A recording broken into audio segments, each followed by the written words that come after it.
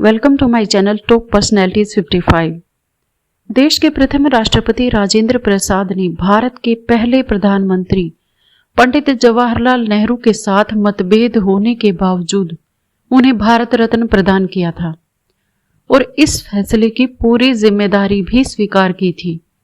वरिष्ठ पत्रकार राशिद किदवई की बुक में भारत के प्रधानमंत्री देश, दशा और दिशा में इस बात का भी जिक्र किया गया है कि जिन दोनों राष्ट्रपतियों राजेंद्र प्रसाद और वी गिरी ने क्रमशः नेहरू और इंदिरा गांधी को प्रधानमंत्री पद पर रहने के दौरान भारत रत्न दिया था, उन्हें भी पद से हटने के बाद नेहरू और इंदिरा की सरकार में ही देश का सर्वोच्च नागरिक सम्मान प्रदान किया गया। कहते हैं कि 1955 में जब नेहरू को भारत रत्न देने की घोषणा की गई तो वो यूरोप के आधिकारिक दौरे पर थे। उस दौरान उन्होंने भारत के राजनयिकों को संबोधित किया था और वियना में ऑस्ट्रिया के चांसलर जूलियस रोब के साथ मुलाकात की थी। कला, साहित्य और विज्ञान के उत्थान और सार्वजनिक सेवाओं में उच्चतम प्रतिमान स्थापित करने वालों के लिए स्थापित किए गए भारत रत्न सम्मान का ये द्वितीय वर्ष था। भारत के राष्ट्रपति द्वारा जारी अध्यादेश के तहत इसे कायम किया गया था। सबसे पहले 1954 में सी राजगोपालाचारी, सीवी रमन और एस राधाकृष्णन को भी ये प्रदान किया गया था। तत्कालीन राष्ट्रपति राजेंद्र प्रसाद के संबंध उस समय के प्रधानमंत्री जवाहरलाल नेहरू से ठीक नहीं थे। दोनों के बीच कई मुद्दों पर मतभेद थे। इसके बावजूद प्रसाद ने नेहरू को भारत रत्न प्रदान करने की पूर्ण जिम्मेदारी स्वीकार की थी। 15 जुलाई 1955 को इस बाबत प्रसाद ने कहा था कि ये कदम मैंने स्वविवेक से अपने प्रधानमंत्री की अनुशंसा के बगैर और उनसे किसी की सलाह के बिना उठाया है। इसीलिए एक बार कहा जा सकता है कि ये निर्णय अवैधानिक है, लेकिन मैं जानता हूं कि मेरे इस फैसले का स्वागत पूरे उत्साह से किया जाएगा। नेहरू के साथ ही दार्शनिक भगवान दास और टेक्नोक्रेट एम विश्वेश्वरैया को भी भारत रत्न से विभूषित किया गया था। बुक में कहा गया है कि 7 सितंबर 1955 को विशेष रूप से आमंत्रित प्रतिष्ठित भद्रजनों के बीच एक समारोह में नेहरू को भारत रत्न से विभूषित किया गया।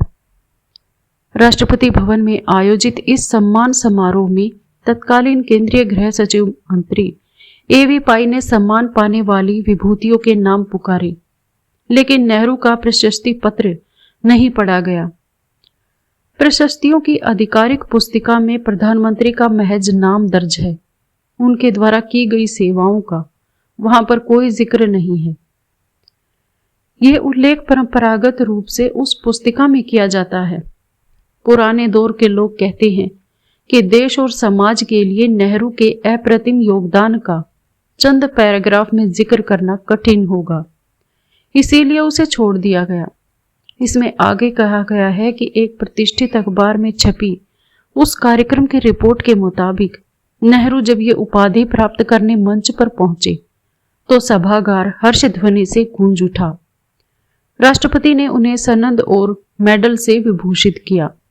दिसंबर 1971 में जवाहरलाल नेहरू की पुत्री और तत्कालीन प्रधानमंत्री इंदिरा गांधी भी एक महान व्यक्तित्व के रूप में इसी तरह के समारोह की ओर बढ़ रही थी।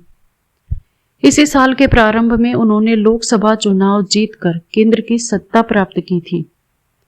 फिर उन्होंने एक निर्णायक युद्ध में पाकिस्तान को हराकर बांग्लादेश निर्माण का मार्ग प्रशस्त कर दिया और इसी उपलब्धि के लिए मार्च 1972 में इंदिरा गांधी को वर्ष 1971 का भारत रत्न देने की घोषणा की गई।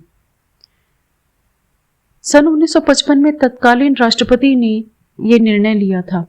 वही भूमिका इंदिरा गांधी के समय राष्ट्रपति वी गिरी ने निभाई। उन्होंने इंदिरा को भारत रत्न देने की पूरी जिम्मेदारी स्वयं स्वीकार की और बाद में नेहरू और इंदिरा दोनों ने भी ये कर्ज उसी ढंग से चुकाया था। सन 1962 में डॉक्टर राजेंद्र प्रसाद जब राष्ट्रपति के पद से सेवानिवृत्त हुए थे तब उन्हें भारत रत्न से विभूषित किया गया था और इसी तरह बतौर राष्ट्रपति वी गिरी का कार्यकाल अगस्त 1974 में पूर्ण हुआ और वर्ष 1975 में वे भारत रत्न से सम्मानित किए गए। स्वतंत्रता प्राप्ति के बाद नेहरू ने अपना जो मंत्रिमंडल बनाया था उसमें कांग्रेस के साथ विपक्ष जैसे समाजवादी नेताओं और जनसंघ को भी शामिल किया था। आज की वीडियो में इतना ही। मिलते हैं अगली वीडियो में एक नए विषय के साथ। तब तक के लिए खुश रहें। Thanks to all, thanks for watching. अगर वीडियोज अच्छी लगे तो प्लीज चैनल को सब्सक्राइब करना ना भूलिए। Thanks to all.